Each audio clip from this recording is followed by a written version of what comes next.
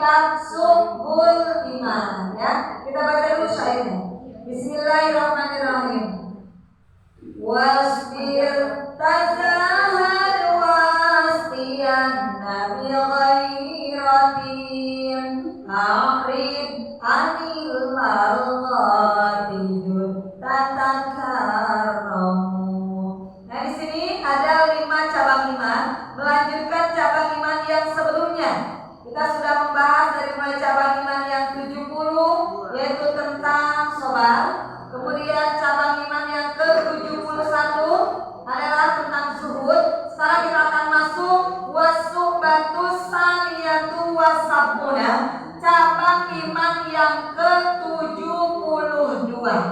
Ketika hati kita, Ibu, meyakinkan kepada Allah, lisan kita mengatakan amantu billah wa rasulillah, beriman kepada Allah, kita yakin kepada Allah, kepada Rasulullah dan kepada hari akhir, maka tanda orang yang beriman adalah al-ghiratu yang ke-72, punya sifat giroh. Apa itu giroh? Cemburu. Bu, ternyata cemburu teh bagus. Ibu suka cemburu nggak? Suka. Sama siapa? Kenapa ibu cemburu sama suami? Saya. Ya kenapa? Kok ibu bisa cemburu? Nah, cemburu yang mana nih? Gitu. Karena Allah pun maha pencemburu.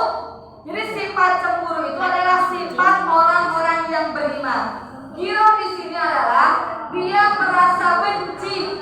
Jadi kan kalau cemburu mah benci ya? Iya. Berarti kalau benci ridho nggak? Bu, kalau benci ridho nggak? Lawannya ridho marah. Lawannya marah ridho.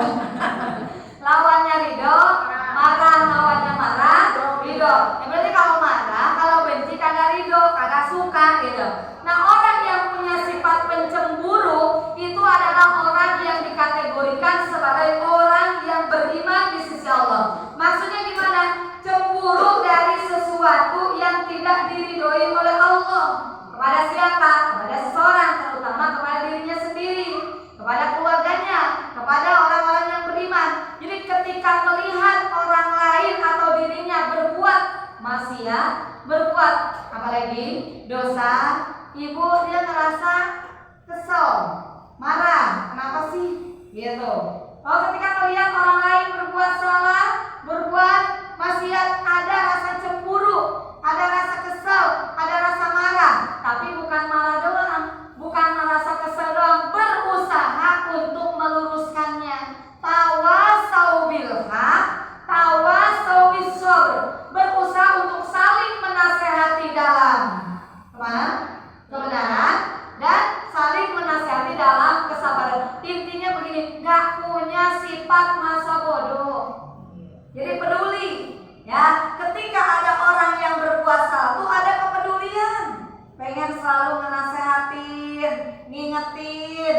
Kalau nggak bisa menasehatin dan ngingetin, berusaha untuk mendoakan, biar dia sadar, biar dia dapat hidayah. Kenapa? Karena orang tua misalkan membiarkan anaknya berbuat salah, berbuat maksiat, nggak ada cemburu sama sekali, nggak ada kesel sama sekali, nggak ada marah sama sekali, nggak ada ngingetin sama sekali, maka Nabi mengatakan dia adalah orang yang dayus. Sedangkan orang yang dayus alladzi yarda bil qabi ala ahli, orang yang ridho kepada keluarganya ketika keluarganya melakukan perbuatan-perbuatan jelek. Gitu. Ibu kalau ngelihat anak kagak sholat, suka kesel nggak? Sama anak. Nah itu namanya ibu giro, sifat giro itu cakep. Kalau ibu masa bodoh, mau sholat ke, mau kagak, mau main terus ya, masa bodoh berarti ibu namanya dayus. Nah orang yang dayus ini, ibu adalah orang yang akan dilaknat oleh Allah. Fa innahu la yadkhulul jannah. Sekalipun dia sholat, sekalipun dia ngaji, sekalipun dia sedekah, tidak bisa dia masuk ke dalam surga. Ya Allah, sifat dayus tidak punya giroh di dalam hati, nggak ada cemburu di dalam hati terhadap perbuatan-perbuatan yang menyalahi aturan syariat, maka dia nggak bisa masuk ke dalam surga. Bahkan bisa jadi dia yang lebih dulu dimasuk dimasukkan ke dalam neraka. Naudzubillahi min. Maka ingat kisah di zaman Nabi Allah Musa alaihis, yang dikutuk menjadi apa? Monyet atau menjadi kera. Saat itu di kaum Nabi Musa terbagi berapa kelompok? 3 kelompok. Satu, orang yang peduli, artinya dia selalu mau menasehati. Yang kedua, orang yang beriman, orang soleh tapi hanya untuk dirinya sendiri. Yang pertama, orang soleh lagi muslim. Yang kedua, orang soleh tidak muslim. Yang ketiga, orang kufur. Ini kan dalam setiap kehidupan tuh pasti ada seperti itu. Di zaman Nabi Musa ada orang yang soleh lagi muslim. Ada yang kedua kelompok soleh tapi tidak muslim. Yang ketiga orang yang kufur, berarti kagak soleh, ya. Orang yang soleh lagi muslim, udah mah dia bisa menjaga dirinya dari perbuatan yang diharapkan oleh Allah. Kemudian dia berusaha untuk tunduk patuh taat kepada Allah, dan dia berusaha untuk amar ma'ruf nahi munkar. Apa itu amar ma'ruf? Memerintahkan selalu untuk kebaikan, wa nahi munkar, dan melarang untuk perbuatan kemungkaran. Dia berusaha ngingetin, dia berusaha untuk menasehatin, dia berusaha untuk ngasih tahu, kagak diam aja. Kenapa? Saat itu ada kaum yang kufur kepada Allah, kepada Nabi Musa, yang menentang atau melanggar aturan Nabi Musa. Di zaman Nabi Allah Musa alaihissalam, hari yang paling istimewa hari apa? Sabtu. Kalau kita hari istimewa kita umat Nabi Muhammad SAW adalah hari Jumat, Sayyidul Ayyam, Yaumil Jumat. Kalau di zaman Nabi Allah Musa adalah hari Sabtu. Maka Nabi Musa melarang kaumnya untuk melakukan kegiatan seperti memancing di hari Sabtu. Khusus hari Sabtu itu untuk pergi ke masjid, berbondong-bondong kalau kita mau sholat Jumat, berjamaah, berzikir. Tapi apa yang terjadi? Ya namanya juga manusia. Ada yang ikut sama Nabi Musa, ya. Ada yang malah ngebangkang. Nah, kelompok ini membangkang. Nah, kelompok yang kedua ini dia soleh, tapi dia kagak muslim. Dia tuh orang baik, berusaha menjaga dirinya dari perbuatan yang haram. Dia berusaha untuk tunduk patuh kepada Allah dan kepada Nabi Allah Musa alaihissalam, tapi dia membiarkan, malah dia seperti melarang orang yang tadi mengingatkan. Udah apa biarin gitu, cerewet amat sih, nggak usah diingetin, biarin apa yang dia lakukan buat dia sendiri gitu dah. Jadi dia hanya buat dirinya sendiri, kagak peduli sama orang lain. Apa yang terjadi? Akhirnya Allah memerintahkan untuk meninggalkan kaum tersebut. Nah, si kelompok yang soleh dan muslim, karena dia udah berusaha mengingatkan tapi terus membangkang. Nah, ketika berusaha mengingatkan juga nih orang yang kedua nih, kelompok yang kedua kayak menghalang-halangin. Ibu, padahal itu kan perbuatan mungkar, melanggar aturan Nabi Allah Musa alaihissalam. Akhirnya sama Allah, dadah, pisah aja, pisah. Suruh bikin benteng. Apa yang terjadi? Kemudian tiba-tiba suara yang begitu ramai. Ibu, sorak gembira. Kalau hari Sabtu tuh benar-benar beda dengan hari yang lain. Karena kalau mancing di hari Sabtu, ngambil ikan di hari Sabtu memang beda. Kenapa? Ikannya dapatnya banyak. Ikannya tiba-tiba pada nyamperin. Kenapa? Karena diiringi oleh siapa?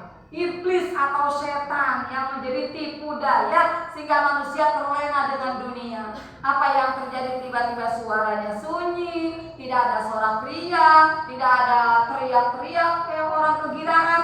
Ternyata ketika dilihat semuanya sudah menjadi kera. Siapa yang menjadi kera? Dua kelompok tersebut. Satu orang muslim tapi orang soleh tapi tidak muslim.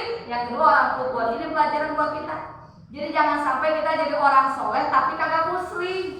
Nah, ini namanya dayus. Mau jadi orang kufur mah. Orang soleh tapi tidak muslim pun itu bahaya. Ketika kita melihat kemungkaran depan kita, harus ada sifat cemburu dalam hati kita.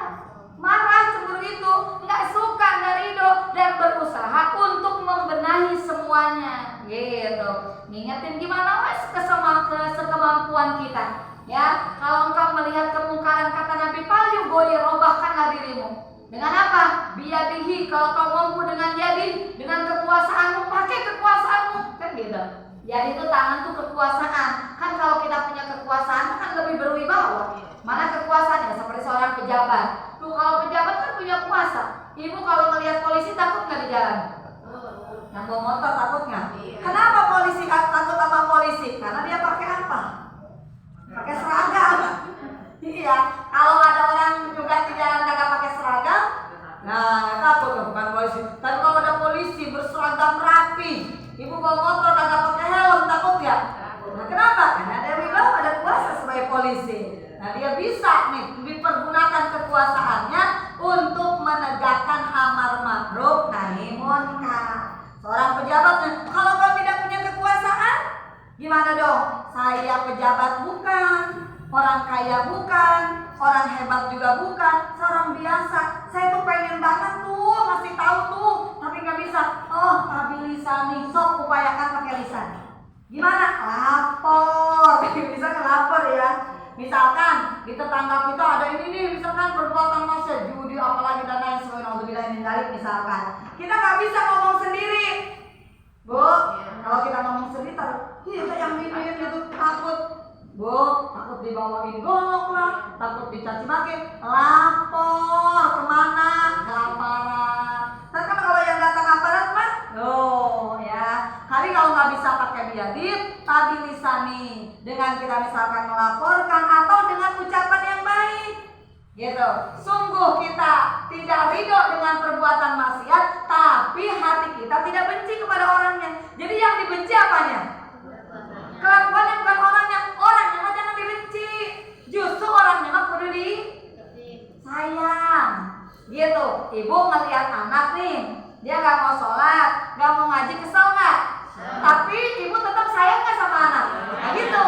Yang dikeselin, yang dibenci, yang kagak ridho kelakuannya. Orangnya mah jangan dibenci. Justru orangnya mah dirangkul, disayang, diajak. Kalau dibenci mah bahaya. Berarti ibu punya sifat hikdun al-hikdu, kebencian, gitu ya. Jadi ketika ibu tidak bisa dengan yadi kekuasaan ibu, sopabil lisani dengan lisan ibu. Sudah dengan lisan, udah lapor, kadang-kadang misalkan nggak ada, misalkan nih, ibu, misalkan tindakan apapun, wabi kolbi, berusaha dengan hati.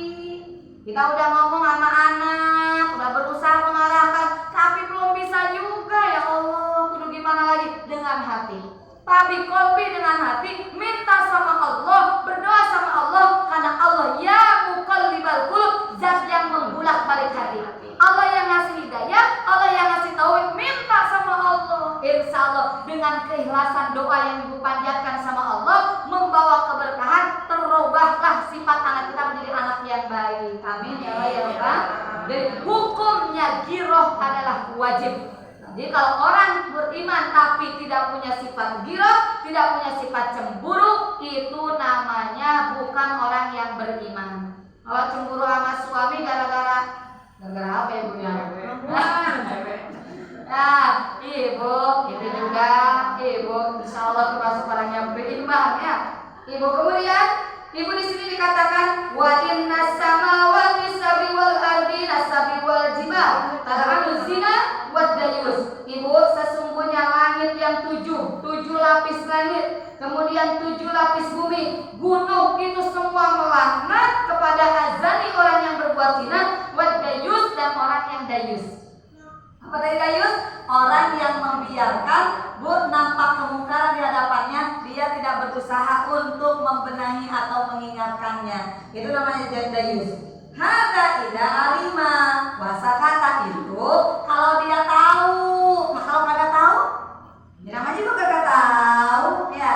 Kalau tahu maka harus berusaha untuk ibu mengarahkan, mengingatkan pada orang-orang yang berbuat salah. Jangan sekadar diem aja. Masalah bodoh kayak orang yang tadi di kaum Nabi Musa alaihissalam soleh tapi tidak masa bodoh. Nah kemudian wa amma idza lam ya'lam, kalau yang tadi kalau ibu nggak tahu ya udah nggak usah, nggak apa-apa. Ya orang kita kagak tahu kecuali kita tahu. Nah beda lagi dengan suuzon. Nah kalau suuzon itu adalah sifat yang tercela. Kalau misalkan ibu merubah kemungkaran karena emang ibu tahu dan melihat, kalau suuzon mah menduga, lihat dan lain sebagainya, ibu hanya menduga-duga saja di dalam hati, sujud. Iyyakum dzanna fa inna dzanna akdzabul hadis, ya. Takutlah kamu dengan berburuk sangka, karena berburuk sangka itu adalah sedusta-dustanya omongan. Jadi sekalipun yang diprasangka itu benar, ibu, tetap kita jangan buruk sangka kepada orang lain. Tetap berbaik sangkalah. Kecuali jelas-jelas kemungkaran itu sudah nampak di hadapan kita, bahkan orang pun tahu bahwa itu adalah kemungkaran, berusahalah untuk menjadi orang yang punya sifat ghirah, untuk selalu tawasau bil haq, tawasau bis sabr. Jadi cabang iman yang keberapa ibu? 70 dan 72 adalah punya sifat al-ghiratu, cemburu, ya. Insyaallah mudah-mudahan semuanya punya, ya. Lalu yang selanjutnya wasubatu salisatu wasabuna, cabang iman yang ke-73. Apa itu? Al-irad anil lagwil kalami, berpaling dari ucapan yang sia-sia. Nih, salamatul insan bihifzil lisan. Selamatnya manusia itu karena bisa ngejaga apanya? Lisannya, ya. Bisa selamat karena gara-gara lisan, bisa celaka juga gara-gara lisan. Ibu, mana orang yang bakal selamat? Orang yang berusaha berpaling anil kalami, dari omongan yang kagak manfaat, yang sia-sia. Namanya juga mulut kalau udah ngomong. Allah, apalagi kalau ngobrol. Ibu, pertamanya ngobrolnya biasa aja, ujung-ujungnya bilang, hanya hati-hati. Nabi mengatakan dalam sebuah sabdanya, "Man kana yu'minu billahi wal yawmil akhir falyaqul khairan aw liyasmut." Siapa orang yang mengaku beriman kepada Allah dan beriman kepada hari akhir, ucapkanlah ucapan yang khair, yang baik. Bu, kalau tidak bisa, diam. Aw liyasmut. Diamnya orang yang bodoh adalah permata buat dia. Diamnya adalah orang yang alim. Bu, bahaya. Jadi orang alim memang kudu ngomong. Iya, orang punya ilmu, mau ceramah, menasihatin, diam aja gimana? Ya, diamnya orang alim adalah, ibu, salah. Tapi diamnya orang yang bodoh adalah permata. Jadi orang alim mah, bu, yang jadi permatanya itu kita dia berbicara. Karena ketika seorang alim berbicara berarti mengingatkan, mengajak dai ilallah menuju jalan ridhonya Allah Subhanahu wa taala. Jadi cabang iman yang ke-70 berapa? 73 adalah berpaling dari omongan yang tidak bermanfaat. Ingat kalau ngomong apa rumusnya? BMT. Apa Ibu? BMT apa? Omongannya yang benar, omongannya yang manfaat, omongannya tidak menyakiti. Jadi kalau mau ngomong ingat rumusnya. Nih omongan saya benar apa kagak? Nih omongan saya manfaat atau kagak? Nih omongan saya nyakitin orang apa kagak? Kalau sekiranya omongan kita bakal menyinggung perasaan orang lain, lebih baik jangan.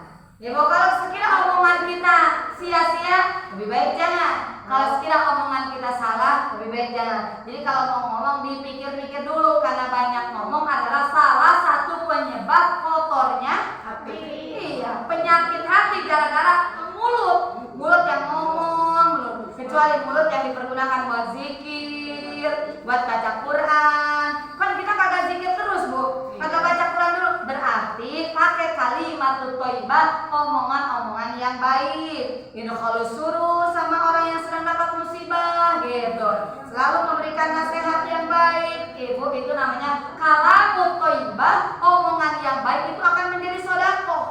Jadi nanti di alam barzah, ibu, ada orang yang sama sekali tidak tersentuh api neraka. Kenapa? Karena di semua tubuhnya ada sedekah.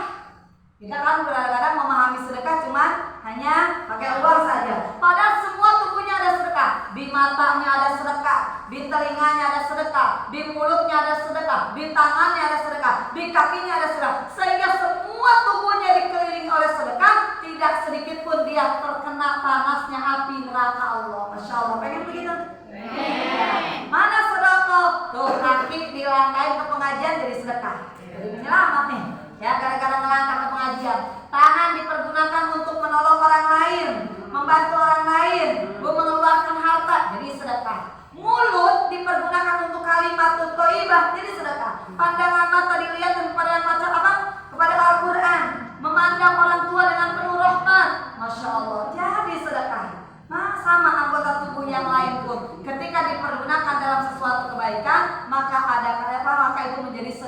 buat kita. Mudah-mudahan kita semuanya bisa mengamalkannya ya. Baik cabang imannya tadi ke-73 ya. Mudah-mudahan atau 72, mudah-mudahan semuanya bisa punya sifat giro dan menjaga lisan kita, omongan kita dari yang sesuatu yang tidak bermanfaat. Itu saja ibu-ibu yang dapat